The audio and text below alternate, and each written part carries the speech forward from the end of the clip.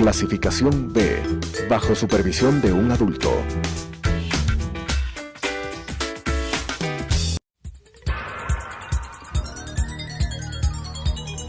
Las opiniones vertidas en este espacio por la producción y dirección del programa son de exclusiva responsabilidad de sus autores y de quienes intervienen en ellos.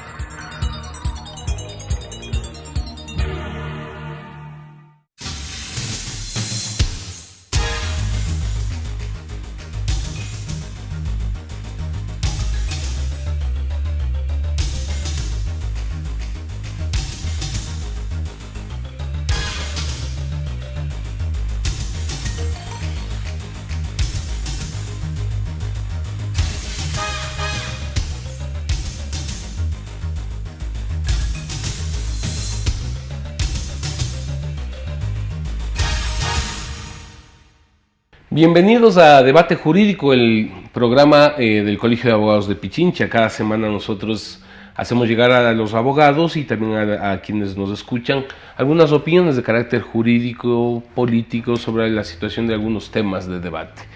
Indudablemente queremos esta semana topar nuevamente el tema del seguro social, su situación. Hay alertas que se habla de que está en crisis, en quiebra, que tal o cual año no tendrá para pagar las pensiones. Entonces queremos aprovechar y en nombre del Colegio de Abogados de Pichincha agradecerle al economista Víctor Hugo Villacrés. Él fue presidente del Consejo Directivo del IES y presidente del directorio del BIES. ¿Quién más para que nos dé justamente algunas ideas sobre lo que está sucediendo en el Seguro Social? Víctor Hugo, usted estuvo frente al IES hasta el 24 de marzo del 2014, si no estamos mal. Al 2015. Empecé en el 2014, un 24 de marzo, y terminé un 24 de marzo del 2015. Un año, y no sé si es en este periodo que, con la anuencia de la Comisión de Derechos de los Trabajadores de la Asamblea Nacional, siendo el presidente Richard Espinosa, se eliminó el 40% de aporte estatal al pago de las pensiones jubilares. ¿Qué opinión le mereció en ese momento? Saludos cordiales, Ángel, a la gente que nos puede ver a través de Telesucesos, al Colegio de Abogados, gracias por la invitación. Bueno, algunos temas fundamentales se ponen sobre la mesa y sobre el debate. Todavía me parecen cercanos a aquellos momentos en que se debatía la famosa Ley de Justicia Laboral, y en la Ley de Justicia Laboral se establecía la eliminación del 40% del aporte estatal al seguro de pensiones. Exactamente.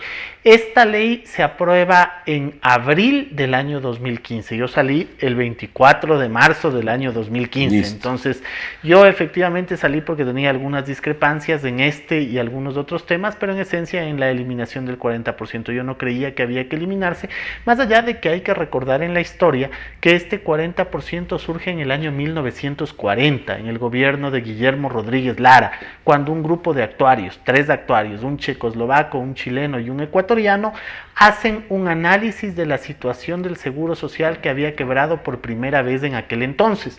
Y digo había quebrado porque no tenía el dinero suficiente para pagar las pensiones de quienes serían los primeros jubilados en la década del 40. Acuérdense que el seguro social nace a finales de la década de los 20, 1929, cuando viene al Ecuador la misión Kemmerer. Y con la misión Kemmerer se da mucho mayor institucionalidad al Ecuador, entre ellas la creación del seguro social. Pero en el 1940 el gobierno de Rodríguez Lara pone un subsidio del 40% para el pago de pensiones. Este subsidio es determinado por el grupo de 3 actuarios que yo le acabo de mencionar, que hacen los estudios y determinan que el Estado debe aportar y se mantuvo entonces hasta el 2015. La pregunta es, por ejemplo, si este retiro a través de la Ley de Justicia Laboral fue una estocada al Seguro Social porque o hay otras razones más de lo que trajo la crisis, los problemas del Seguro Social. A ver, mire, yo no lo digo ahora, sino que lo sostuve en su momento como presidente del Consejo Directivo. Me parece que era un error la eliminación del 40%, a la vez que el dejar de reconocer ciertas deudas por parte del Estado. Es lógico entender que este es un subsidio y que como subsidio, digamos que existía la posibilidad de retirarlo, pero retirarlo bajo ciertas circunstancias.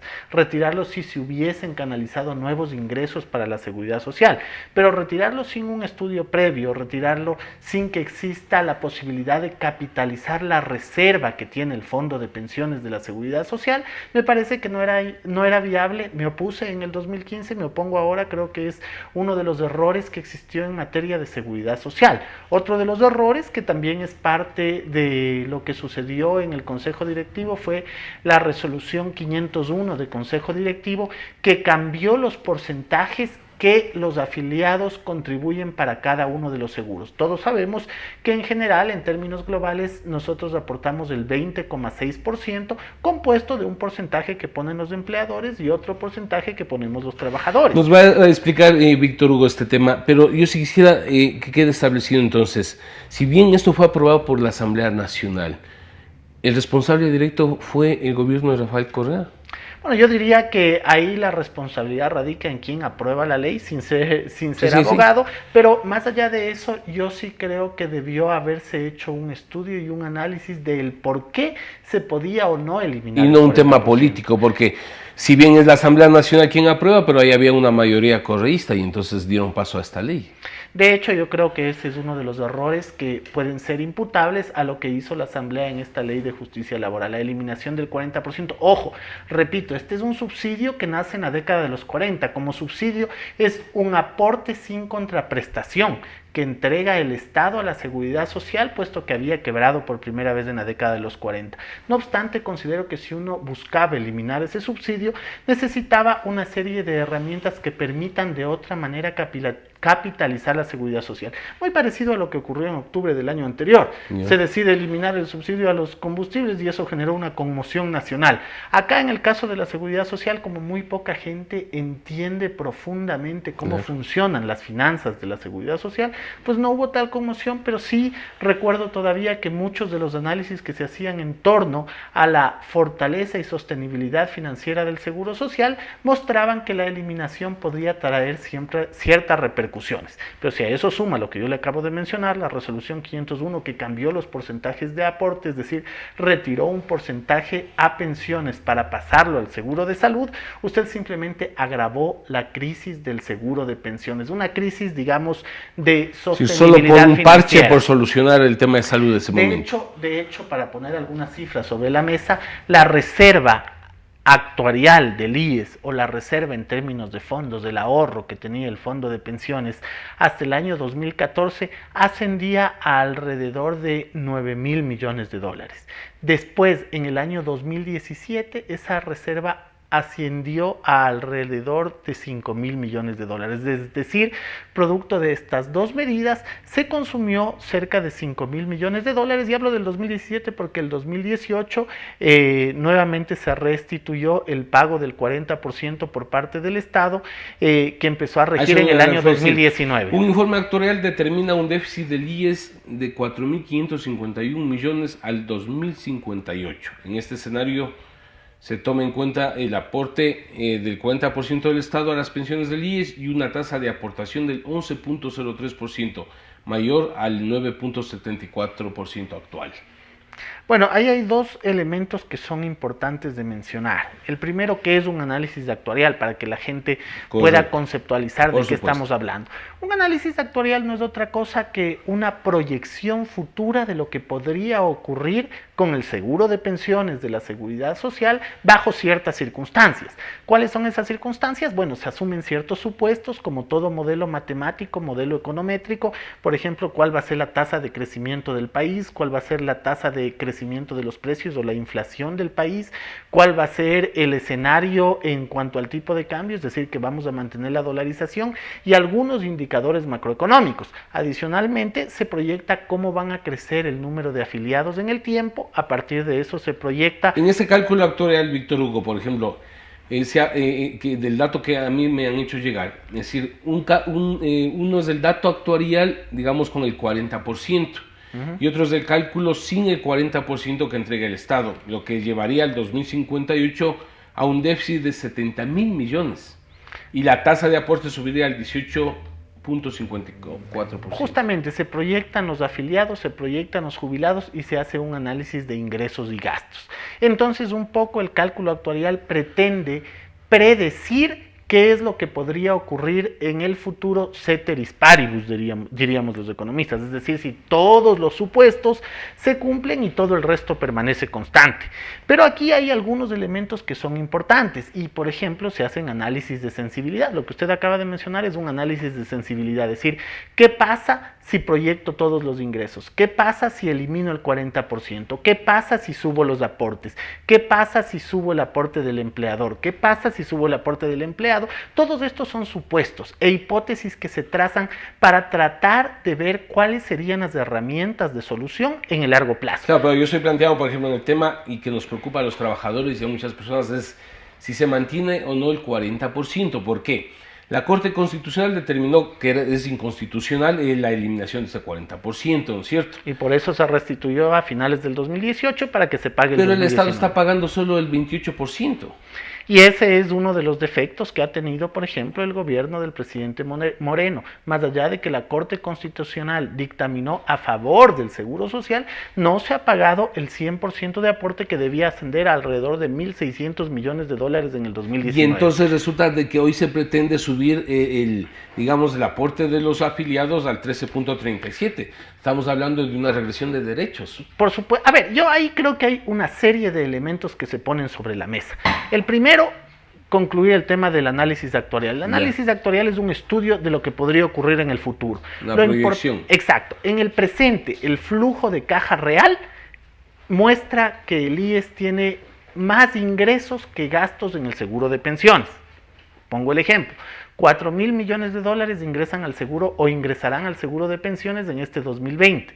De esos $4.000 millones habría que sumar 1.600, 1.700 millones, que es el 40% que paga el Estado. Estamos hablando de 5.600, 5.700 millones. Y restar cuánto es lo que vamos a utilizar en las pensiones de nuestros 490.000 jubilados, más o menos.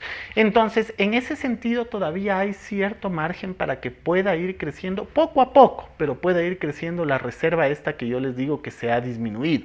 Ahora, ¿cuáles son los elementos para solucionar el IES? Aquí hay que tomar en cuenta dos vertientes al menos de carácter general. La una... Víctor Hugo, vamos a pasar a esa parte, cuáles son las soluciones, si nos permites luego del corte comercial.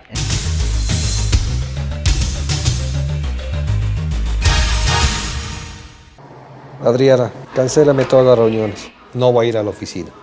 Estoy con una jaqueca que no aguanto. ¡El jefe no viene!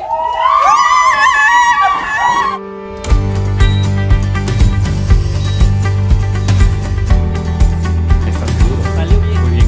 Bueno. Cuanto antes vayas a Ecuasanitas, más rápido te curas. La empresa de medicina prepagada que cuida de ti. Ecuasanitas. Es bueno estar sano.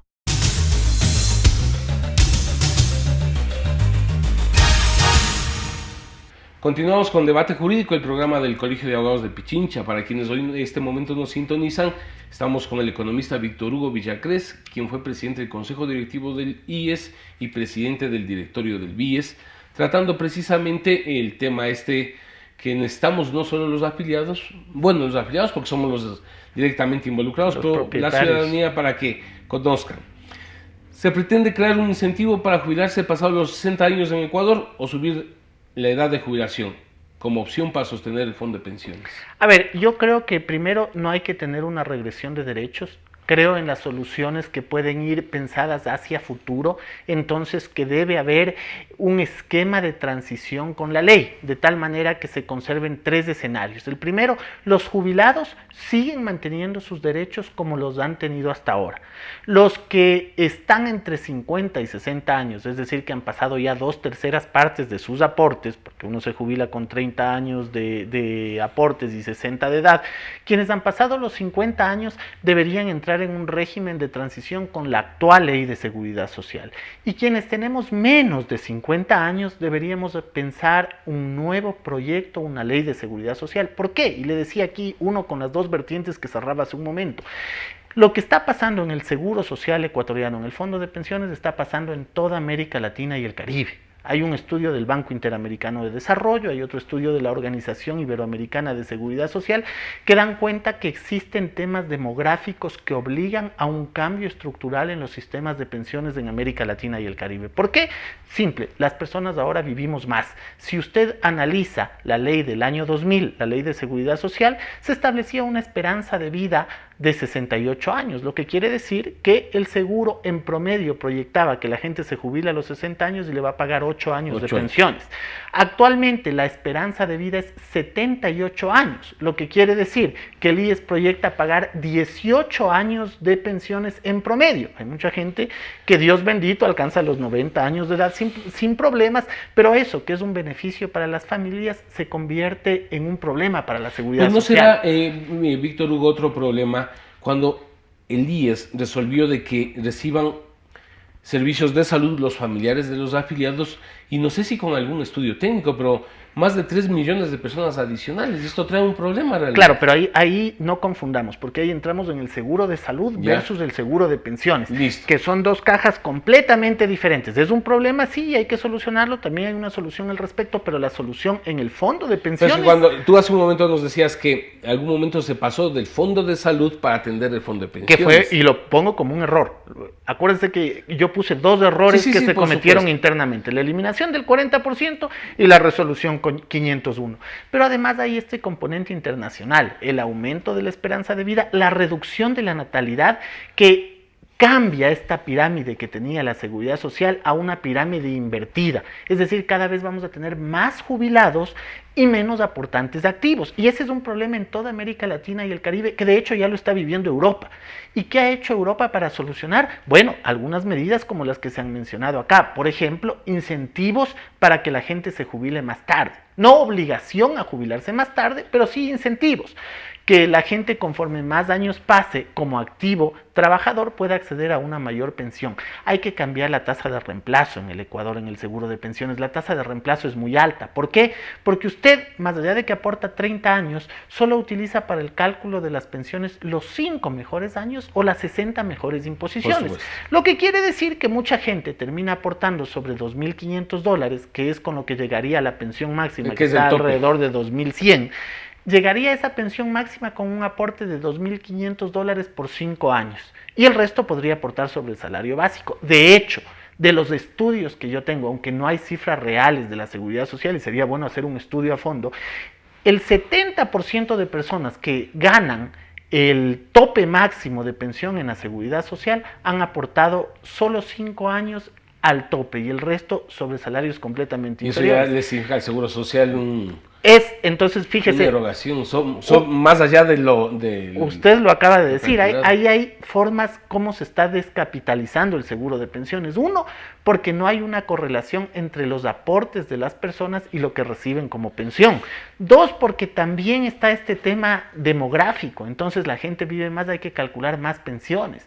Entonces ahí ya van saliendo algunas soluciones para el seguro de pensiones. Fíjese, entre usted y yo aquí topemos el tema de salud, Víctor Hugo. Perfecto. A ver, ¿fue correcto o es una medida populista que lo tomaron en un momento determinado? Porque yo estoy de acuerdo, de paso, por principio, de que se debe atender a los familiares, pero en base a un estudio técnico, un aporte, alguna situación. A ver, ahí no vamos a coincidir. Yo no estoy de acuerdo, en principio, que el seguro social se haya abierto para los menores de 18 años. ¿Y por qué se abrió?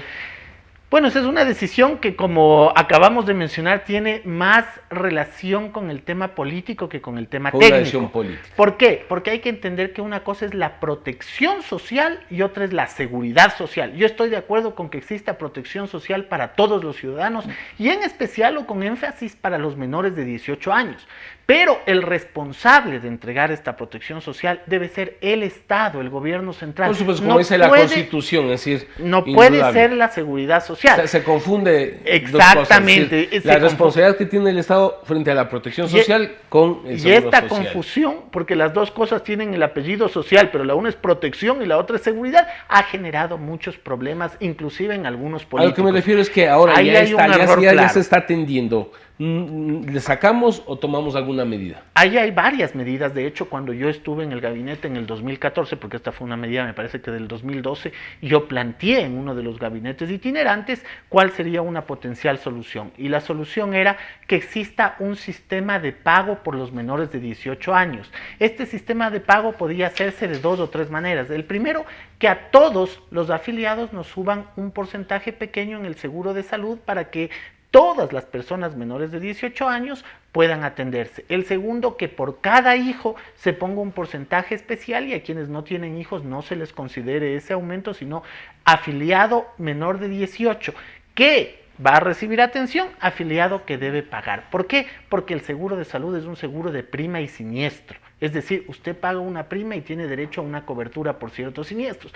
Pero es más, en aquel entonces yo planteaba una cosa adicional, que reaseguremos, es decir, que el IES no se haga cargo de la atención de menores de 18, sino que con ese ingreso que iba a recibir, reasegure, y habíamos conversado ya con algunas empresas privadas que estarían interesadas en un reaseguro para los menores de 18 para cubrir algunas patologías. Usted sabe que los seguros privados tienen ciertas condiciones, cierta cobertura, y esa era mi posición, que a los menores de 18 se les reasegure con un seguro privado, pero que paguemos o todos los afiliados o los padres de familia por ese grupo de personas. ¿Cómo afecta la mensualización de los aportes al fondo de reserva? Porque eliminando su acumulación en el IES ya no generan intereses. Bueno, ahí hay dos cosas importantes, ¿no? Acuérdese que es voluntario, es decir, existe la posibilidad de que usted voluntariamente decida acumular los fondos de reserva y se le entregaría después de 3 años, y la otra, que es la mensualización a partir de la 13ª remuneración con el mismo empleador. Estamos hablando del 8,33% mensual, y fíjese que esa podría ser una de las soluciones para el seguro de pensiones. Disminuir un poco el fondo de reserva, es decir, que no sea el 8,33, que sea el 6,33, y ese otro 2 pueda pasar al seguro de pensiones, pero este es un cambio legal, habría que hacerlo en las leyes laborales a nivel de la asamblea para que no se aumente la cotización del empleado y tampoco la del empleador, que es uno de los temas que tocamos hace un momento. Entonces, entre las potenciales soluciones ya hemos tocado algunas: el cambiar la fórmula de cálculo de jubilación, el tema de beneficios para quienes se jubilen en edades más avanzadas, el tema de una ley transitoria, el tema de que de hecho se pueda generar a partir de los fondos de reserva recursos para el fondo de pensiones. Entonces, sobre la mesa están al menos 4 o 5 soluciones para el seguro de pensiones, que es uno de los 5 seguros que administra la Seguridad Social. Se intentó aparentemente eliminar de la contabilidad del registro de la deuda estatal por servicios de salud otorgados por enfermedades catastróficas, que desfinanciaría aún más el presupuesto de salud. Este tema me parece impresentable. No sé cómo pueden haber funcionarios públicos que decidan eliminar de un documento público una deuda, porque las deudas en el sector privado tienen que honrarse con más razón en el sector público. Supuesto. Y al existir una deuda que en su momento tenía registros y era contabilizada, es una deuda por las enfermedades crónicas en términos de salud que teníamos sumado y cuantificado, había que proceder a, si se quiere, una segunda auditoría de control de esa deuda, pero tenía que cancelarse. No tiene presentación el borrar de un balance. Con las proyecciones de ingresos y egresos anuales por concepto de pensiones, el IES está consumiéndose aceleradamente los recursos que fueron correctamente acumulados en el fondo de pensiones, lo que incide en su sostenibilidad. De hecho, eso afecta a su sostenibilidad. Pero no solamente eso, sino lo que acabamos de mencionar acá en esta mesa de trabajo. De hecho, han existido problemas en la administración que hemos mencionado, han afectado al seguro de pensiones, pero el seguro de pensiones también se ve mermado por la mala actitud de algunos afiliados. El seguro de pensiones se ve mermado por el sobrecálculo que hay en ciertas pensiones. De hecho, el estudio del Banco Interamericano de Desarrollo dice que la tasa de reemplazo que tiene el seguro de pensiones en el Ecuador es la más alta de América Latina y el Caribe. ¿Qué es la tasa de reemplazo? Es cuánto de su último salario como activo termina usted recibiendo como primer salario de jubilado. Entonces, ese cálculo es muy alto en el Ecuador, hay que repensar la fórmula de cálculo, y esto, ojo, no es ni de izquierda, ni de derecha, ni de centro, esto es de sostenibilidad de la seguridad social. Acá es importante que sobre todo los menores de 50 años se preocupen del modelo y cómo este modelo puede ser sostenible en el tiempo. ¿Por qué? Porque los mayores de 50 se van a jubilar, tenga la plena certeza, y van a recibir sus pensiones. El problema va a estar en los menores de 50 porque el sistema que nosotros tenemos es de ahorro y reparto con beneficio definido. Utilizamos el aporte de los afiliados actuales para pagar a los pensionistas. Víctor Hugo, por tiempo, dos preguntas concretas que hiciera respuestas concretas.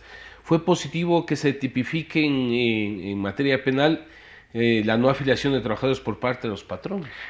Para la afiliación a la Seguridad Social, sí. De hecho, la afiliación a la Seguridad Social pasó de 1,5 millones de afiliados a 2.800.000 afiliados. Es decir, había mucha gente que no afiliaba a sus empleados a la Seguridad Social, y en ese sentido se transparentó y permitió mayores ingresos. Así como hemos hablado de varios errores que se cometieron en el gobierno anterior, a mí me parece que uno de los aciertos es un acierto es la creación del BIES, que permitió que muchos trabajadores puedan acceder a un préstamo hipotecario y tener viviendas. De hecho me parece que es un acierto. Además, era un anhelo de los jubilados desde la década de los 80, porque no es que simplemente se le ocurrió al gobierno de turno. Este era un anhelo y un pedido de varios de los sindicatos, de los frentes de trabajadores, que se hizo realidad en el 2013.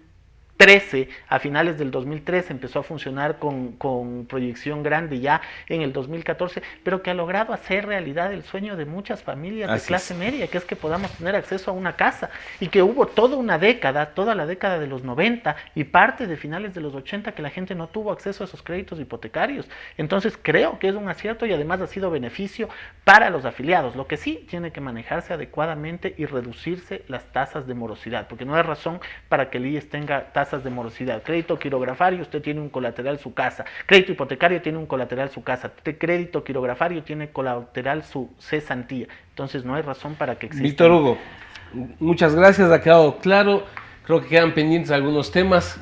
Comprometerte para una próxima oportunidad de poder seguir conversando sobre estos temas. Encantado, Ángel. Muchísimas gracias a ustedes por la entrevista. Las opiniones vertidas en este espacio por la producción y dirección del programa son de exclusiva responsabilidad de sus autores y de quienes intervienen en ellos.